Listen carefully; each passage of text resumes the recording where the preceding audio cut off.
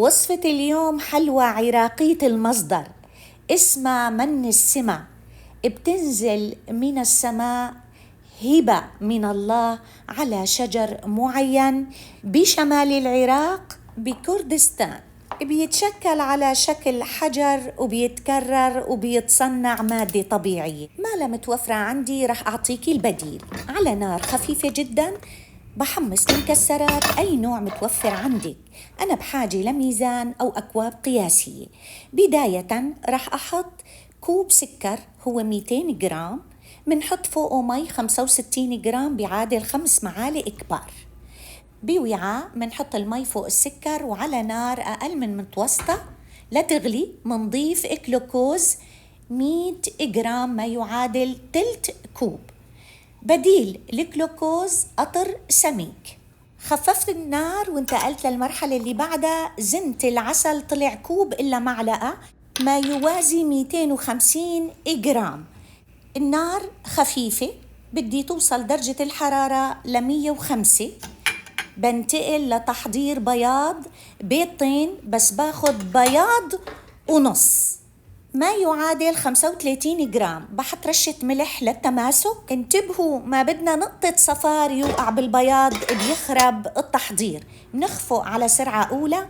بدنا تماسك أكتر، منحط عصير ليمون أو البديل خل غطا واحد. وممكن الترتار هو مادة حمضية بينباع بالسوق، بس موجود عنا البديل جود بالموجود. منخفق ليصير عنا ميرانج.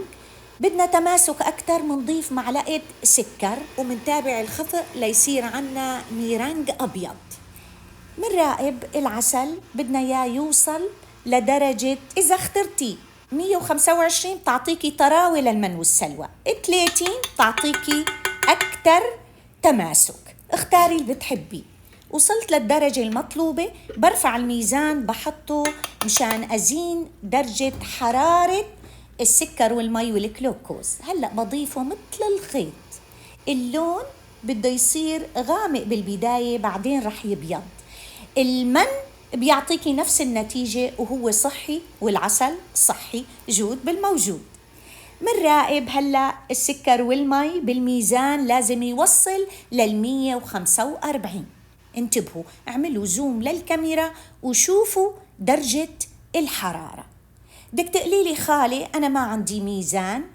ممكن البديل نختبر نضج هالقطر. منجيب معلقة وممكن اللت هالخليط بالمي، مي عادية مشان ما تنغشي. باخد هالقطعة المفروض تمط وتعطينا هالعرق وينكسر. بتكوني وصلتي للمطلوب. بخفة رح أصبه بهدوء مثل الخيط. ودرجة قوة الماكينة بالبداية وسط وبعدين بعليها شوي شوي. رح يختلط ويبيض الخليط. هلأ بجيب زيت، ما بدي تلزق على إيدي. بجيب كيس نايلون، كل شي بدي أدهنه بزيت. انتبهي هلأ شلون بنزل الخليط بكل بساطة. ما بترك المشبك هاد بينكسر معك، لأنه كل ما عم نخفق عم بيبرد الخليط وعم يسمك. انتبهوا لهالنقطة. نزلته، ما علق شي على إيدي أبداً. بدي أختبره.